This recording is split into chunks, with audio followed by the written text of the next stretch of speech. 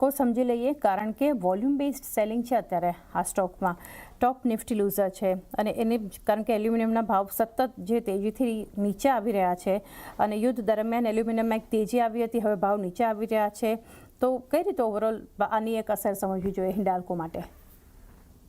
ચાની આ most of the metal stock જે છે એ ઘણા બધા આપણે ફંડામેન્ટલ્સથી ઘણા આગળ વધી ગયા છે ને એટલે જ મેં લાસ્ટ ટાઈમ પણ કીધું કે આ બધું બેઝ મેટલ પર હવે વધારે ડિપેન્ડન્ટ છે। અગર આપકા બેઝ મેટલ પ્રાઇસ જો નીચે પડે તો આ પણ પડે એટલે અહીંયા એલ્યુમિનિયમ પડી રહ્યું છે તો સાથે સાથે હિન્ડાલ્કો પણ પડી રહ્યું છે પણ overall company I like company સારી છે, મેનેજમેન્ટ સારું છે। તમે જો તો એ લોકોનું જે ડાઉનસ્ટ્રીમ કેપેસિટી છે એ ઇન્ક્રીઝ કરી રહ્યા છે, નોવેલિસનું એક્સપાન્શન સારું થઈ રહ્યું છે અને ઓટોમેટિક ડિમાન્ડ સારી રહેશે ઈવી ને એ બધાની।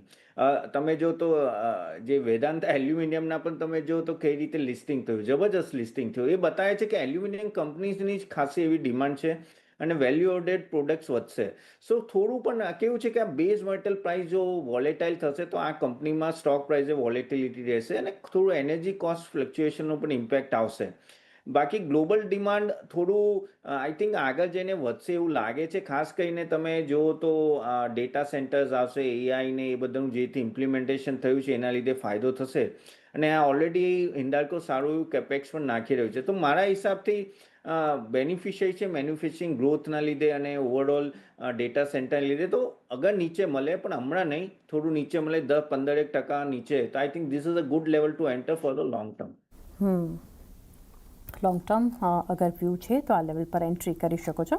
हिंडाल्को पर एक व्यू है। त्यारबादनी मजबूती एचयूएल में जोवा मळी रही है आपने। कुणाल, एचयूएल जुओ चार्ट पर 2.5% जेटली खरीददारी 2205 ना लेवल्स जे छे अत्यारे स्टॉक आपने बतावी रह्यो छे, अहींयाथी शुं करवुं जोईए? वेल एचयूएल ની વાત કરીએ જે પ્રમાણે અત્યારે આ સ્ટોક મોમેન્ટમ આપણને જોવા મળી રહી છે, જે પ્રમાણે અત્યારે આ સ્ટોક ટ્રેડ કરી રહ્યો છે, વ્યૂ મારો અત્યારે પોઝિટિવ સાઈડનો બની રહ્યો છે। 2200 ના લેવલ પર આ સ્ટોક ટ્રેડ કરી રહ્યો છે।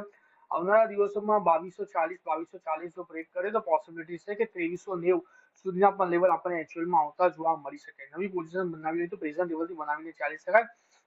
ટ્રેડ પર્સપેક્ટિવ જે હશે આપણે અહીંયા મેન્ટેન કરીને ચાલીશું એ રહેશે 2160 નો। 2160 स्टॉप लॉस एक आ लेवल पर ध्यान में राखी शको छो एचयूएल माटे।